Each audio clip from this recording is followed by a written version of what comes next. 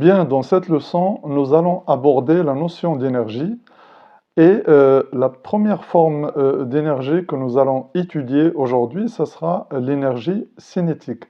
Donc sachez qu'en mécanique, il y a plusieurs formes d'énergie, hein, l'énergie potentielle, l'énergie mécanique, l'énergie cinétique.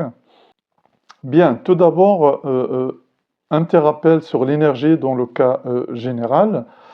Sachez que l'énergie, je vais l'appeler E, l'énergie en général d'un système fermé ne se perd pas, l'énergie ne se perd pas, ne se crée pas,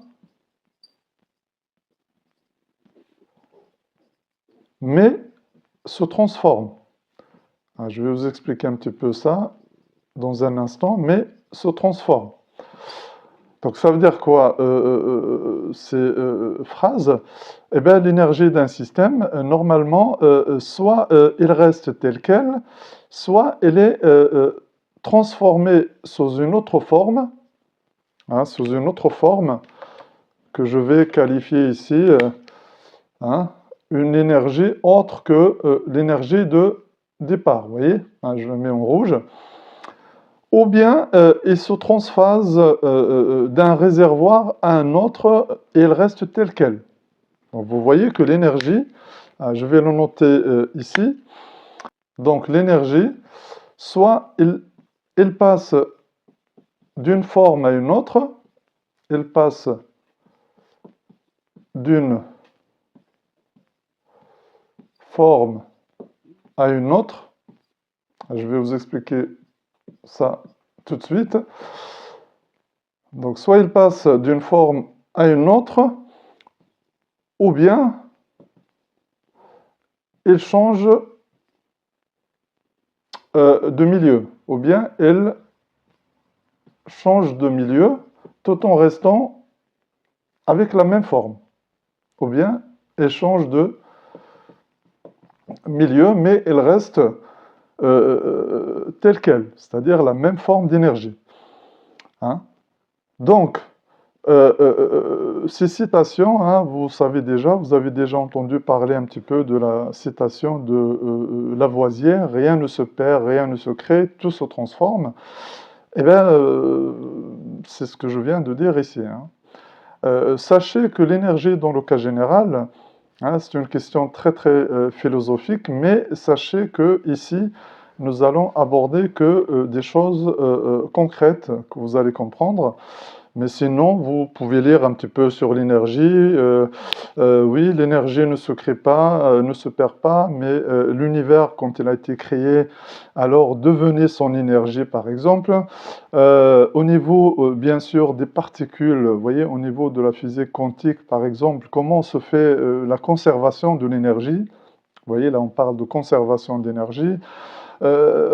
Aussi, quand on meurt, par exemple, où passe notre énergie, c'est-à-dire l'énergie qu'on avait. Et je vous rassure, je ne vais pas traiter ces questions dans cette leçon. Nous allons faire que des choses concrètes que vous voyez tous les jours autour de vous. Bien, voici deux exemples qui nous montrent la transformation de l'énergie mécanique en général. Bon, ici, vous avez un cycliste. Bon, le cycliste, bien sûr, pour arriver à une vitesse V, il doit pédaler très très fort. Tout dépend bien sûr de la valeur de la vitesse. Sachez qu'il doit fournir de l'énergie musculaire, vous voyez. Et cette énergie musculaire se transforme, je vais l'écrire ici, énergie musculaire, qui va se transformer en une énergie de mouvement. Donc, pourquoi il pédale soit fort, soit faible, soit il pédale tout le temps? Eh bien, c'est pour rester en mouvement. Donc, il transforme, bien sûr, l'énergie musculaire en énergie de mouvement. Vous voyez, de mouvement. Et ce mouvement, bien entendu, il est caractérisé par une vitesse V. Donc, si vous prenez votre vélo pour aller quelque part et que vous cherchez à arriver dans un temps très court ou que vous êtes limité par le temps, eh ben, soit vous allez pédaler très très fort, soit vous allez prendre un vélo, soit électrique, comme ça, il va vous aider un petit peu à avancer vite et arriver à temps à votre rendez-vous, par exemple. Donc, vous voyez que le mouvement, bien sûr, son énergie, il est dû à une autre forme d'énergie qui est l'énergie musculaire. Vous voyez, dans ce cas-là, il y a transformation d'énergie, bien entendu. Maintenant, si je prends l'autre exemple, vous voyez, l'éolienne par exemple, eh ben, quelle est l'énergie de départ qu'on a? Eh ben, l'énergie de départ qu'on a, c'est l'énergie de mouvement du vent. Hein, énergie du mouvement du vent. Donc vous voyez bien que s'il n'y a pas de vent qui bouge, eh ben, l'éolien ne marche pas. Donc il faut un mouvement, énergie du mouvement du vent.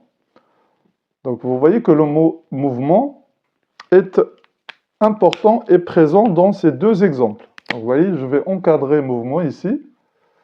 Voilà. Et là aussi. Donc l'énergie du mouvement du vent, eh ben, qu'est-ce qu'il va faire? Il va tourner l'hélice de l'éolienne et ça va produire de l'électricité et de la chaleur aussi. Donc sachez qu'il y a de la chaleur qui se forme aussi dans ce processus-là. Bon, la chaleur, bien entendu, on appelle ça de l'énergie dissipée. Dissipée, ça veut dire perdue. Énergie, dans ce cas, hein, dissipée.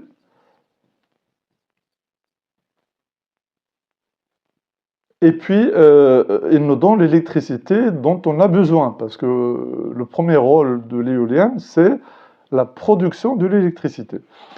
Donc, vous voyez bien ici que l'énergie, elle est passée d'une forme à l'autre. Ici, c'était le mouvement du vent, et elle est passée, bien entendu, à la forme électrique, et aussi une partie à la forme thermique, c'est-à-dire de chaleur.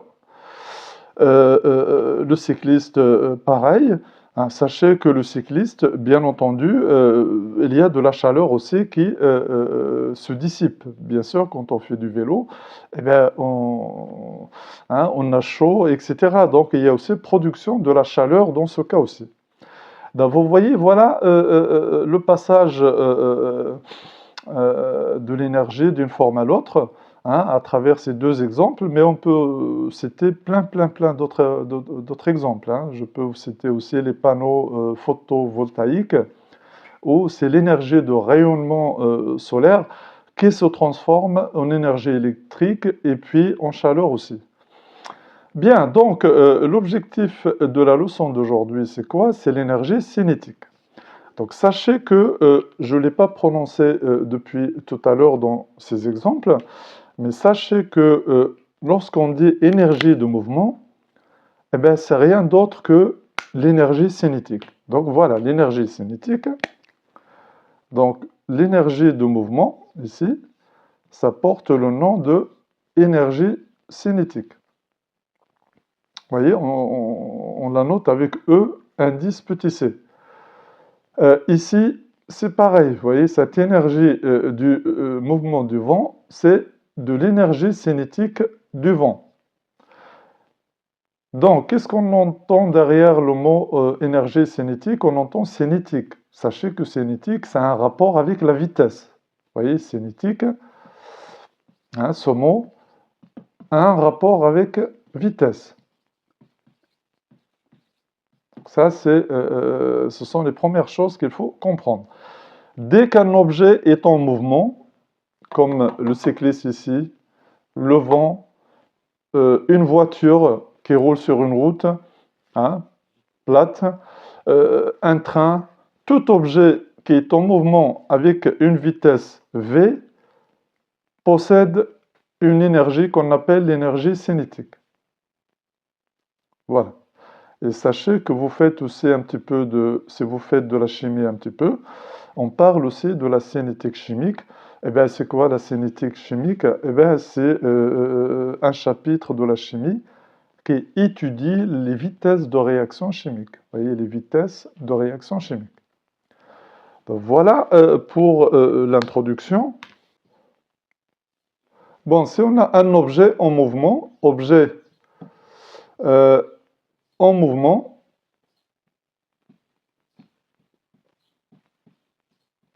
donc il a une énergie cinétique EC. Donc, sachant que l'objet a une vitesse V. Mais sachez comment l'objet se met en mouvement. Eh ben, il se met en mouvement lorsqu'on exerce sur lui une force F ou des forces F. Vous voyez? Des forces F. Soit une, soit plusieurs forces. Donc vous voyez que la force, bien sûr, va mettre l'objet en mouvement, et en le mettant en mouvement, il va produire de l'énergie cinétique. Donc, qu'est-ce qu'il a fait alors la force? Donc la force, on dit qu'il a fourni un travail à l'objet.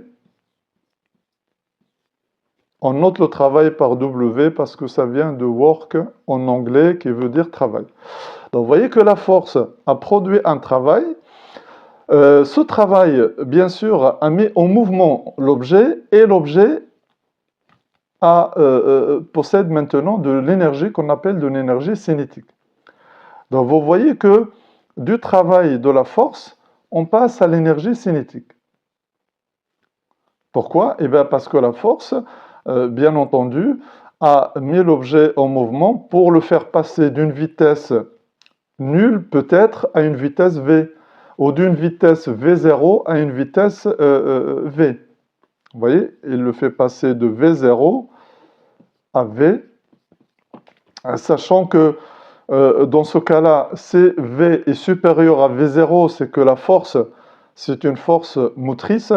Et si par exemple V est inférieur à V0, eh bien c'est une force, on appelle ça une force de frottement qui fournit un travail résistant, c'est-à-dire un travail qui ne va pas aider l'objet à bouger. Donc vous voyez que l'énergie cinétique, c'est l'énergie du mouvement, et pour avoir du mouvement, il faut bien sûr exercer une force sur l'objet pour le faire bouger.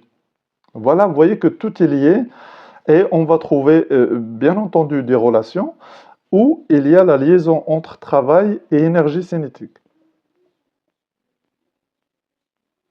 Vous voyez, il y a cette corrélation entre les deux, et d'ailleurs, ça porte un nom qui est le théorème de l'énergie cinétique. Alors, on verra ça plus tard.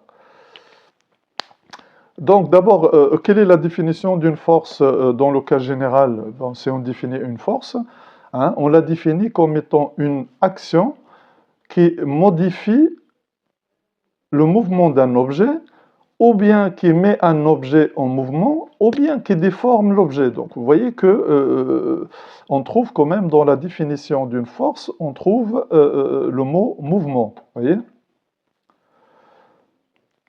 Et après le travail d'une force, je vais vous rappeler le travail d'une force rapidement juste après, parce qu'on en aura besoin par la suite.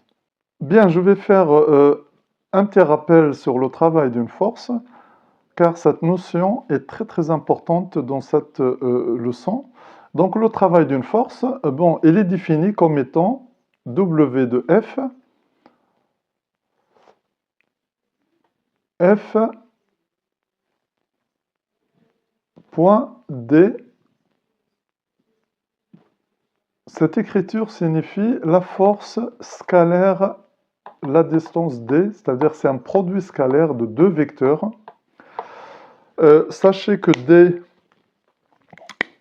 c'est la distance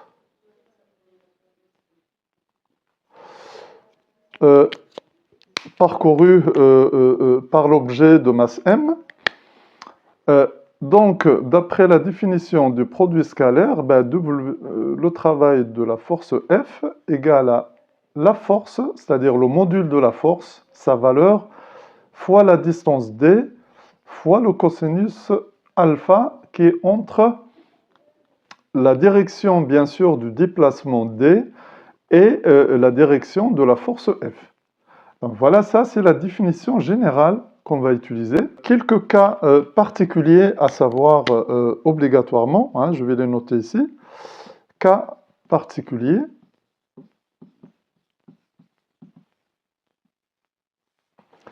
Eh bien, les cas particuliers portent sur l'angle alpha. Vous voyez, si alpha, par exemple, égale à 0, donc ça veut dire quoi? Ça veut dire que la force, hein, elle est collinéaire au déplacement D. Ça veut dire qu'elle est confondue avec le déplacement D. Donc ça veut dire que la force, elle est comme ça. Vous voyez? Dans ce cas-là, le travail de la force, F, c'est F fois D tout simplement. Voilà. Et ce travail-là, il est supérieur à 0, donc on dit que c'est un travail moteur. Ça veut dire que la force aide l'objet à augmenter, bien sûr, sa vitesse et l'aide dans le mouvement. C'est maintenant alpha égale à pi sur 2, c'est-à-dire 90 degrés. Eh bien, le travail, il est nul, parce que F fois D fois cos de 90 degrés égale à 0. Donc, toute force perpendiculaire au déplacement ne travaille pas. Donc, je vais prendre un exemple ici. Vous voyez, regardez, vous avez par exemple le poids P. Le poids P, hein, qui vient du centre de gravité ici, P. La réaction du sol ici, R. Ces deux forces ne travaillent pas dans ce mouvement qui est là. Vous voyez, qui est représenté ici. Donc, toute force perpendiculaire au déplacement de l'objet ne travaille pas. Bon, ça, ce sont des règles, hein, que vous devez apprendre et savoir. Maintenant, c'est alpha est supérieur à 90 degrés, vous voyez? C'est-à-dire supérieur, ça veut dire qu'elle est dans cette zone-là. Sachez que dans ce cas-là, le cosinus de alpha, elle est inférieure à 0. Et donc, ça va me donner un travail négatif. Vous voyez? Donc, dans ce cas, on dit que le travail est résistant. Résistant, ça veut dire quoi? Ça veut dire qu'elle empêche l'objet de gagner en vitesse et il freine un peu l'objet. Il freine l'objet aussi, vous voyez? Alors, je peux citer des forces de frottement, par exemple. Hein. Si ici, j'avais une force, hein, je vais prendre un cas parmi les alphas qui sont là, vous voyez? Si je prends une force de frottement ici, petit f, comme ça, par exemple, vous voyez? Eh bien, sachez que le travail de F, de cette force-là, vous voyez, c'est petit f fois la distance D fois cosinus d'un angle. Or, cet angle, c'est quoi? Ça, c'est important à savoir. Vous voyez, l'angle, c'est entre la force et la distance. Vous voyez, regardez, alpha. Donc, la distance, bien sûr, elle est dans ce sens-là. Vous voyez, comme ça. Et la force, elle va dans le sens contraire. Donc, l'angle alpha, ça va de là jusque là. Vous voyez, regardez, jusque là. Donc, c'est 180 degrés. Vous voyez, 180 degrés. Et sachez que le cosinus de 180 degrés, c'est moins 1. Donc, ça va me donner moins F fois D. Donc, cette dernière écriture, c'est à savoir absolument, hein, parce qu'on vous la demande parfois, hein, sachez que lorsque la force et le déplacement sont opposés, comme dans ce cas-là, eh bien, le travail de la force, bien sûr, elle est négative et il est résistant. Et c'est dans le cas aussi où alpha est supérieur à 90 degrés. Mais ça, c'est un cas particulier. Bon, parlons maintenant des unités utilisées dans les relations que je viens de vous donner, parce que ça, c'est important. Donc, je vais les rappeler. Hein. On a noté que le travail de la force F égale à la force fois la distance D fois l'angle alpha qui est entre F et D. Donc, sachez que les unités dans ce cas-là, le travail, c'est en joules, l'unité du système international. La force, bien entendu, c'est des newtons. La distance, bien entendu, c'est des mètres dans le système international. Cosinus de alpha n'a pas d'unité. Donc, vous voyez qu'à partir de cette relation, 1 joule égale 1 newton fois mètre. Vous voyez, ça aussi c'est important à savoir. Vous voyez, si un jour vous tombez sur une unité qui est 1 newton fois 1 mètre, sachez que c'est rien d'autre que les joules. Et le joule, c'est rien d'autre que newton fois mètre. Bien, dans le domaine de l'énergie, on doit savoir bien sûr ces unités-là. Bien, on vient de voir qu'une force F, donne du travail à un objet, vous voyez, un objet quelconque. Ce travail, bien entendu, engendre le mouvement de l'objet. Le mouvement de l'objet, c'est-à-dire une vitesse v, et le mouvement, bien entendu, et l'objet qui est en mouvement va posséder une énergie qu'on appelle l'énergie cinétique. Bon, ça, c'est ce qu'on vient de faire depuis le début. On n'a pas, bien sûr, donné les paramètres ou les grandeurs physiques qui entrent dans l'énergie cinétique. Hein. Tout ce qu'on vient de dire depuis le début de la leçon, c'est que lorsqu'un corps ou un objet est en mouvement, eh bien, il possède une énergie qu'on appelle l'énergie cinétique. Mais on ne l'a pas définie encore jusqu'à maintenant. Vous allez voir, ça va venir petit à petit. Donc, pour l'instant, voilà ce que je viens de faire. Bien, maintenant, pour aller un petit peu plus loin dans la leçon, voilà, j'ai schématisé un exemple quelconque. Hein, c'est un objet de masse 10 kg, soumis à une force F de 100 newtons, et il va se déplacer sur une distance de 20 mètres. Donc on suppose qu'il est parti d'une vitesse VI et il va arriver à une vitesse VF, sachant que VI peut être égal à 0. Mais bon, pour l'instant, je vais prendre VI quelconque. Bon, la question qui se pose, c'est comment relier maintenant le travail de la force F à l'énergie cinétique. Quelle relation y a-t-il entre les deux? Quelle relation y a-t-il entre les deux? Puisqu'on a dit que le travail provoque le mouvement, l'énergie cinétique. Ça veut dire qu'il y a une relation, bien entendu, entre les deux. Il faut bien suivre le raisonnement. Ça veut dire qu'il y a une relation entre les deux, que je vais essayer de chercher. Bien, pour cela, j'aurai besoin d'une relation vue en cinématique. Je vais vous la donner là, et je vais la démontrer rapidement pour ceux qui s'y intéressent, sinon vous n'êtes pas obligé de savoir la démontrer. Et sachez que la relation qu'on va trouver à la fin, c'est une relation aussi qu'on apprend par cœur et qu'on applique. Vous voyez, tout simplement. Mais là, je suis en train de vous montrer d'où viennent les choses, et jusqu'à arriver à la signification concrète de l'énergie cinétique. Parce que pour l'instant, c'est que le mouvement et la vitesse dont on a parlé. Eh bien, vous allez voir qu'il va y avoir d'autres paramètres, bien sûr, qui entrent dans la définition de l'énergie cinétique. Ben, cette relation, je vais la noter ici, c'est VF au carré égale VI au carré plus 2 fois A fois D. Vous voyez? Bon, ça c'est la vitesse finale au carré égale à la vitesse initiale au carré plus 2 fois A fois D.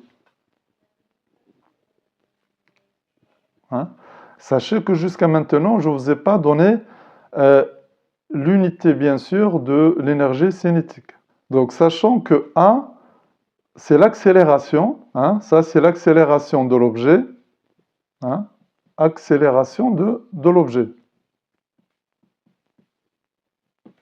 Ça c'est la distance D parcourue, et ça ce sont les carrés de la vitesse finale et de la vitesse initiale. Donc cette relation est très importante pour trouver cette relation-là. Je vais la démontrer rapidement, vous allez voir c'est très facile. Hein. Bien, je reviens au problème qui était posé avant. Alors, comment démontrer, bien entendu, la relation cinétique hein, que je vais rappeler ici? Vf au carré égale à Vi au carré plus 2 fois A fois D. Ça, c'est une relation importante. Et bien, pour la démontrer, bien, d'abord, l'accélération A, c'est la variation de la vitesse par rapport au temps. Ça, c'est la première chose qu'il faut écrire. Donc, A égale V final moins V initial divisé par delta T. Donc ça, c'est la première relation. La deuxième relation, c'est le calcul de la distance D qui est égale à la vitesse moyenne multipliée par delta T. Donc, la vitesse moyenne, c'est Vf plus Vi divisé par 2 fois delta T. Ça, c'est la deuxième relation qu'on doit écrire. Bon, maintenant, ce qu'il faut faire, c'est tout simplement éliminer le temps de la deuxième relation et le mettre dans la première relation ici. Vous voyez? Donc, la première relation va nous donner Vf moins Vi égale à A fois delta T. Et delta T, c'est 2D divisé par tout ça. Vous voyez? Donc, ça, c'est égal à A fois delta T, c'est 2 fois D divisé par Vf plus Vi. Vous voyez, ça, c'est une démonstration simplifiée, bien entendu, qui nous donne cette relation très, très utile ici et qu'on voit en cinématique. Vous voyez? Donc là, ce que je viens de faire, c'est quoi? Donc, j'ai écrit la relation numéro 1 sous cette forme-là, c'est-à-dire Vf moins Vi égale à A fois delta T. Et le delta T, je l'ai pris de la relation numéro 2, c'est-à-dire delta T égale 2 fois D divisé par Vf plus Vi. Vous voyez? Donc, tout ce qui est là, c'est delta T. Et là, le problème est réglé, donc la démonstration est terminée. Donc maintenant, ça, Vf, vous voyez, moins Vi, multiplié par Vf plus Vi, égale 2AD. 2A fois D. Donc vous voyez que là, j'ai une identité remarquable. Vous voyez, A moins B fois A plus B. Qu'est-ce que ça donne ici? Ça donne Vf au carré moins Vi au carré égale à 2AD. Donc, le résultat, c'est V carré, Vf au carré égale, vous voyez, je le laisse à gauche, je mets Vi au carré à droite, égale à Vi au carré plus 2 fois A fois D. Donc voilà la démonstration qui n'est pas obligatoire, mais je vous la donne quand même parce qu'elle est utile ici. Bien, maintenant qu'on a relié la vitesse finale à la vitesse initiale, à l'accélération et la distance d, ça va être utile dans la démonstration, bien sûr, de la relation entre le travail et l'énergie cinétique pour qu'on trouve, bien entendu, les grandeurs physiques dont dépend l'énergie cinétique. Parce que pour l'instant, tout ce que j'ai dit depuis le début de la leçon, c'est que l'énergie cinétique, c'est l'énergie qui est due au mouvement. Donc un corps en mouvement possède de l'énergie cinétique. Un corps qui est statique, qui ne bouge pas, V égale à 0, eh bien, et n'en possède pas. Les unités de cette formule-là, donc sachez que là, j'ai mètre carré par seconde carré égale mètre carré sur seconde carré, hein, c'est l'unité au carré de la vitesse, plus, vous voyez, l'unité de A, c'est quoi? C'est mètre par seconde au carré, vous voyez, fois mètre, et bien, ça donne mètre au carré. Vous voyez que la relation ici est, on appelle ça en physique, homogène. Homogène, ça veut dire qu'il est vérifié d'un point de vue dimension. Vous voyez les dimensions de chaque grandeur physique. Vous voyez, dedans, je peux mettre ça comme ça, mais ça n'est pas obligatoire. Bien, maintenant, je passe maintenant à la démonstration de la relation qu'il y a entre le travail et l'énergie cinétique. Bien, partons du travail maintenant. Donc, quel est le travail de la force F dans ce cas-là? Donc, le travail de la force F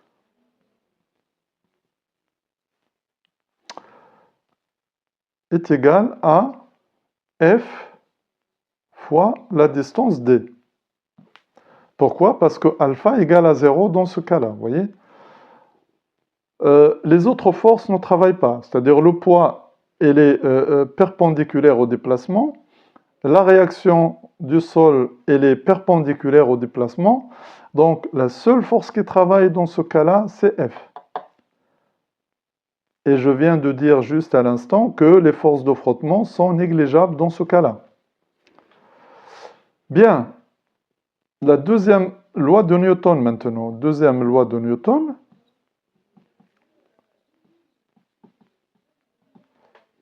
Qu'est-ce qu'elle nous dit? C'est-à-dire la somme des forces extérieures égale à M fois A.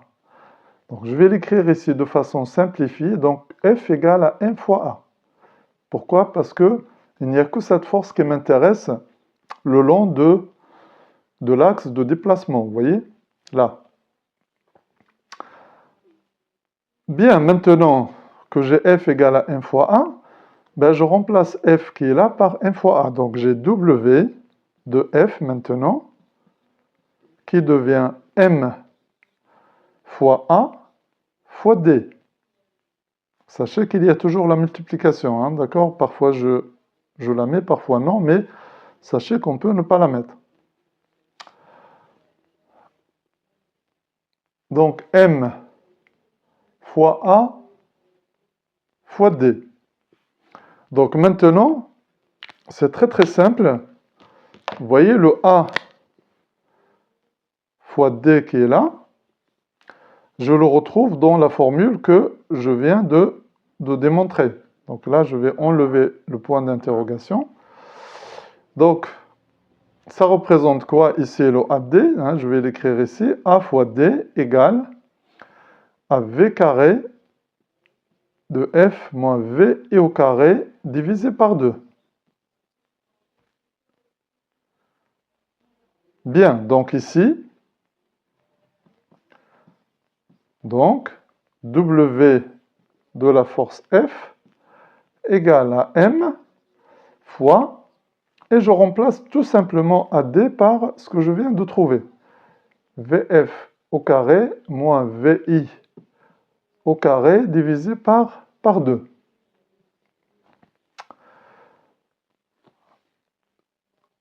Chose que je peux réécrire encore. Je vais le mettre en vert parce que là, je suis un peu vers la fin de la démonstration.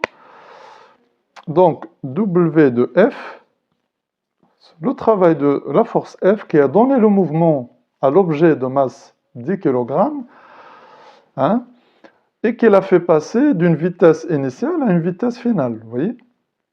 Donc, est égal à quoi? Est égal à 1 demi, hein, je vais écrire ça comme ça, MVF au carré moins 1 demi de MVI au carré. Donc là, les choses commencent à devenir intéressantes parce que là, je viens de relier le travail de la force, hein, à la différence de deux entités qui contiennent et la masse et la vitesse. Vous voyez? Donc vous voyez que ces entités-là ne sont rien d'autre que l'énergie cinétique. Vous voyez, maintenant, voilà, on vient de trouver la formule de l'énergie cinétique. Donc ça, on l'appelle l'énergie cinétique EC finale moins l'énergie cinétique initiale. Vous voyez, là.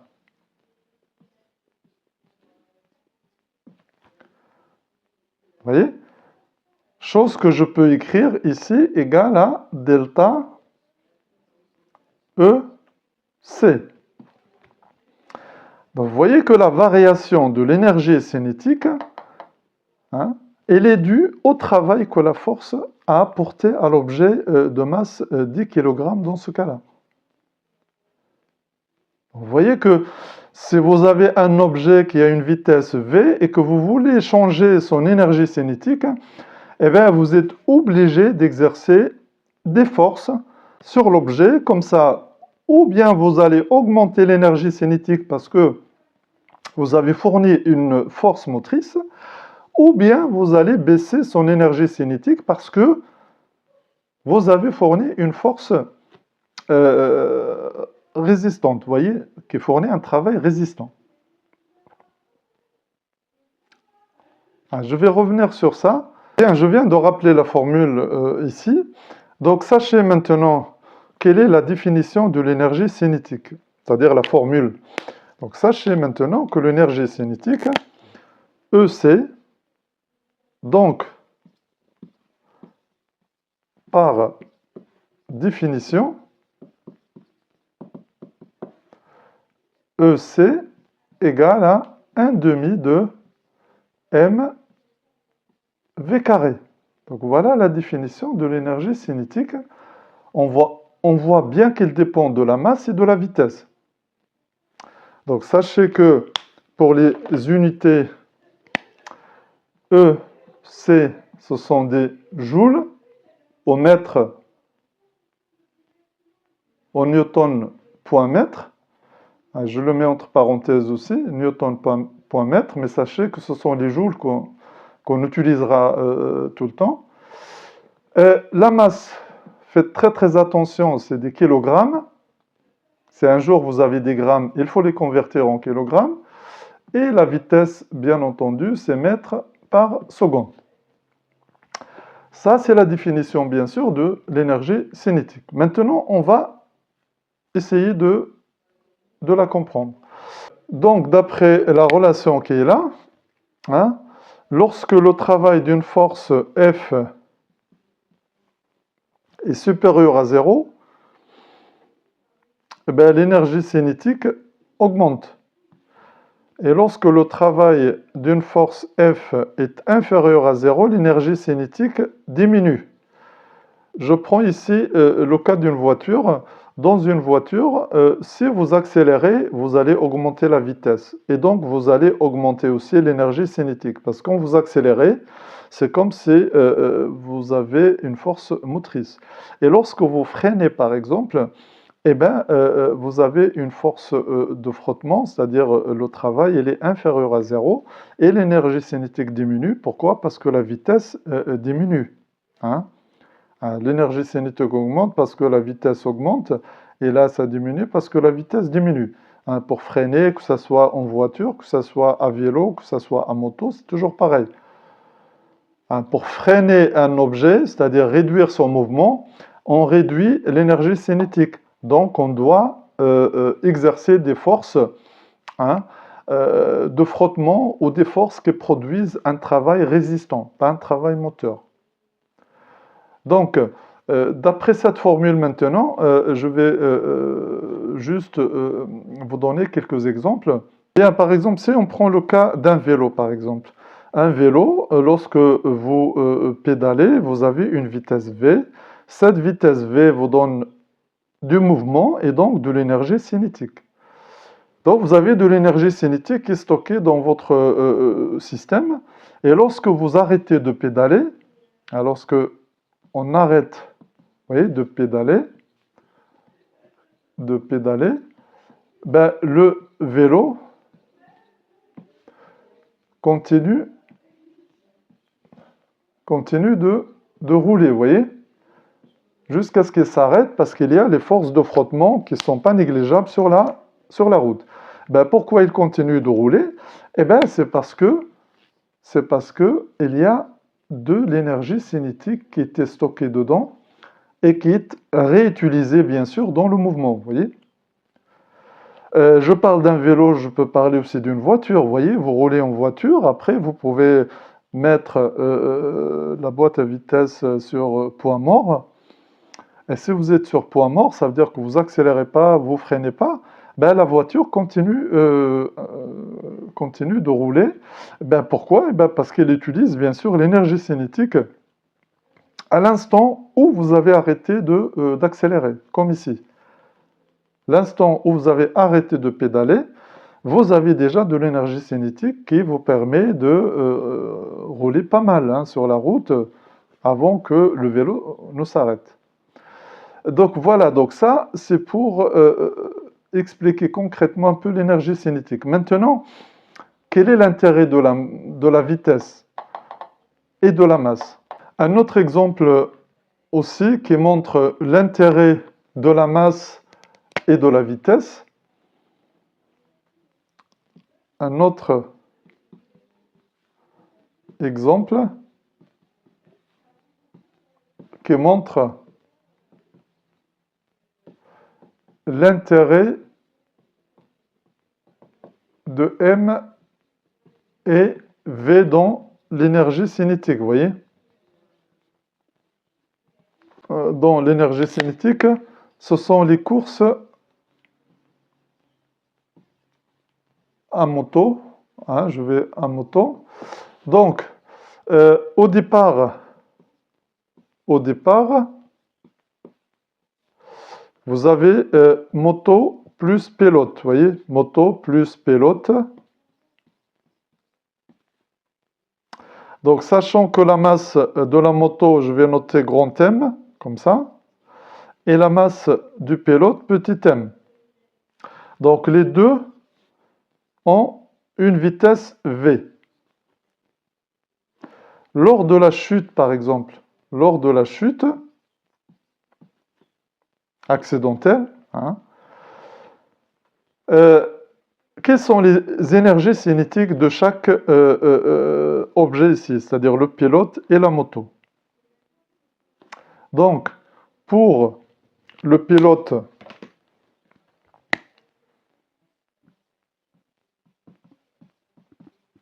c'est 1 demi de mv carré, donc la vitesse qu'il avait au moment de la chute, au carré, multiplié par sa masse, divisé par 2. Et pour la moto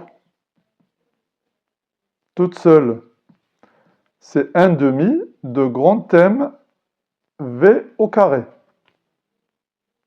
Vous voyez, ça c'est le pilote, ça c'est la moto.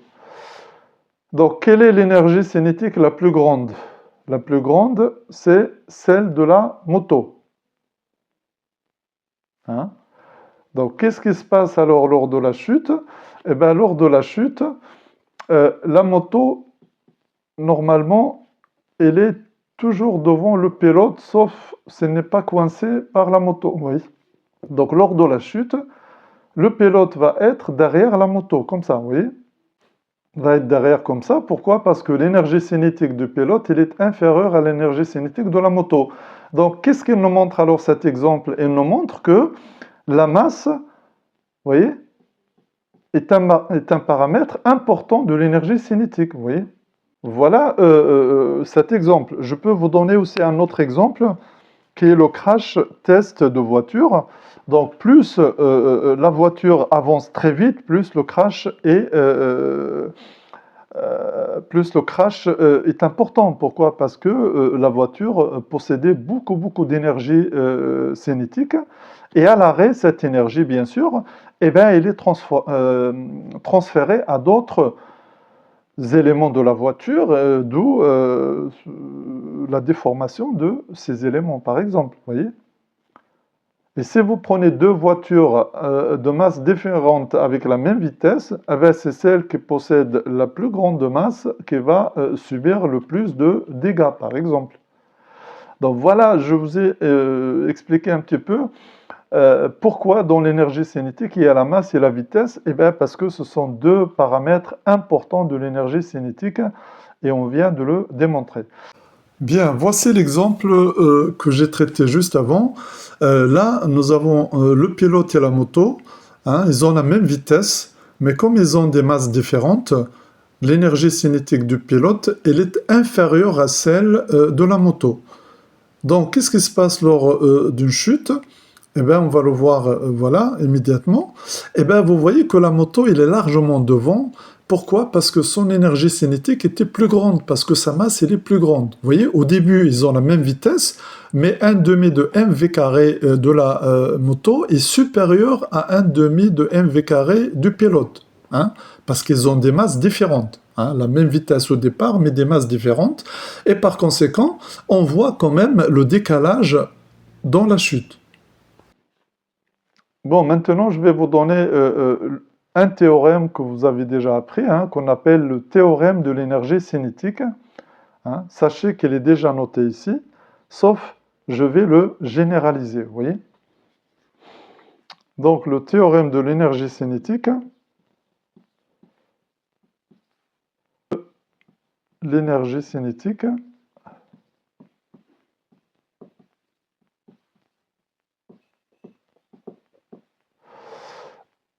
bien, le théorème de l'énergie cinétique, il dit la chose suivante. Donc, un objet qui passe d'un état initial, I, à un état final,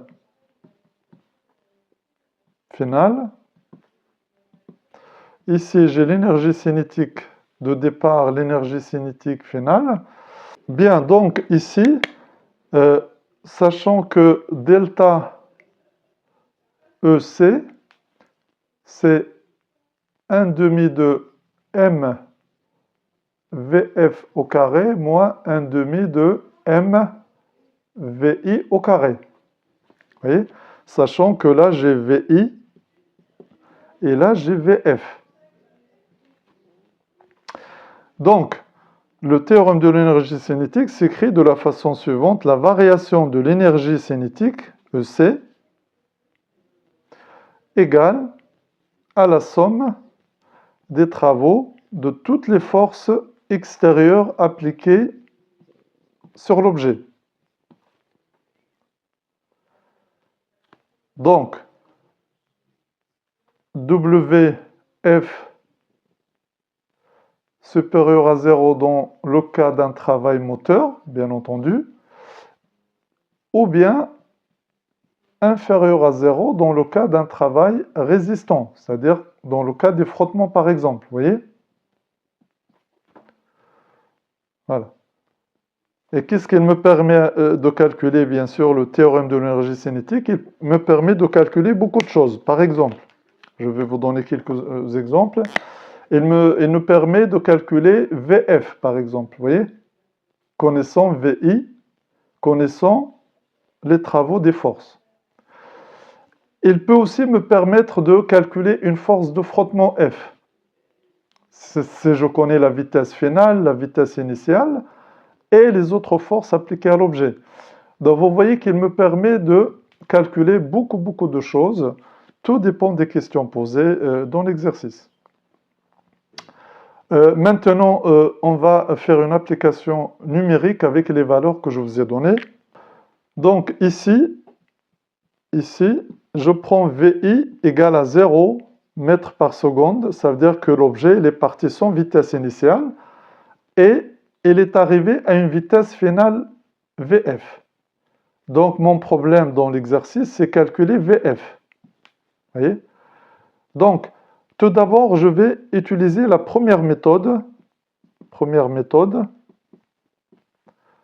c'est la loi cinématique que je vous ai donnée tout à l'heure. Vous voyez, VF au carré égale à VI au carré plus 2 fois A fois D. Il va me donner une vitesse VF que je vais noter. Et après, on va chercher ça à l'aide du théorème de l'énergie cinétique pour vous montrer, bien sûr, que les choses elles sont très liées entre elles, c'est-à-dire les relations. et que, bien sûr, on obtient la même chose. Donc ici, VI au carré, c'est 0. Donc, tout d'abord, le calcul de l'accélération. Donc, on a F égale à M fois A, ce qui donne A égale à F sur M. Donc, voilà, la première chose qu'on calcule, c'est A. Donc, j'ai F égale à 100 newtons. Faites attention aux unités. 100 newtons divisé par M, c'est 10 kilogrammes. Hein, la masse doit être en kilogrammes. Donc, ça me donne, je simplifie par 10, et ça me donne 10 mètres par seconde au carré. Bon, maintenant, VF au carré égale 2 fois 10 fois la distance, j'ai pris 20 mètres. Attention, les unités doivent être dans le système international. Faites attention à ça. Donc là, j'ai 400. Donc VF, c'est racine carrée de 400 ici. Donc ça me donne VF égale à 20 mètres par seconde. Voilà, vous voyez, j'ai trouvé ça sans faire appel au théorème de l'énergie cinétique. C'est juste pour vous montrer que cette formule, bien sûr, elle est valable et s'applique et que c'est une formule importante. Deuxième méthode maintenant, on va appliquer notre théorème de l'énergie cinétique. Bien, deuxième méthode maintenant, c'est, on l'a déjà vu, delta EC égale la somme des travaux de toutes les forces extérieures appliquées au système. Ça, c'est la formule générale.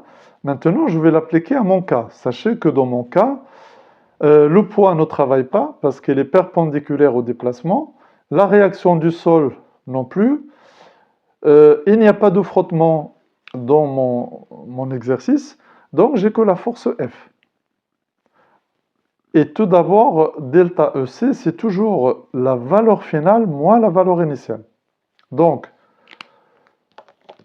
j'ai 1 demi de MVF au carré moins 1 demi de MVI au carré égale F fois D. Vous voyez que F et D sont collinéaires, donc le alpha égale à 0. Donc, voilà ce que je dois écrire. VI égale à 0, donc cette quantité-là est nulle. Si le VI n'est pas égal à 0, on va vous donner sa valeur, par exemple, je ne sais pas moi, 4 mètres par seconde, 5 mètres par seconde, et bien vous le mettez là. Sachez que dans cette formule, je dois avoir une seule inconnue pour faire le calcul. Bien, bon, maintenant j'ai 1 demi de MVF au carré égale à F fois D. Donc je peux déjà trouver la formule littérale de la vitesse. Vous voyez, hein? C'est la racine carrée de 2 fois F fois D, hein, divisé par M. Vous voyez que ça, c'est bien d'arriver à chaque fois à la formule littérale et puis l'appliquer après. Vous voyez? Donc, application numérique, V final égale racine carrée de 2 fois 100 fois 20 divisé par 10. Donc vous voyez que là aussi, je trouve, bien sûr, 20 mètres par seconde. Donc vous voyez que le théorème de l'énergie cinétique, bien sûr, hein, me donne soit la vitesse finale, si je cherche cette vitesse, soit même la vitesse initiale, sachant que la vitesse finale, bien sûr, est nulle, ou bien une force F exercée sur le système mécanique ou sur l'objet. Bien, voilà pour cette leçon. On aura l'occasion de faire des exercices d'application, bien entendu, hein, sur la leçon.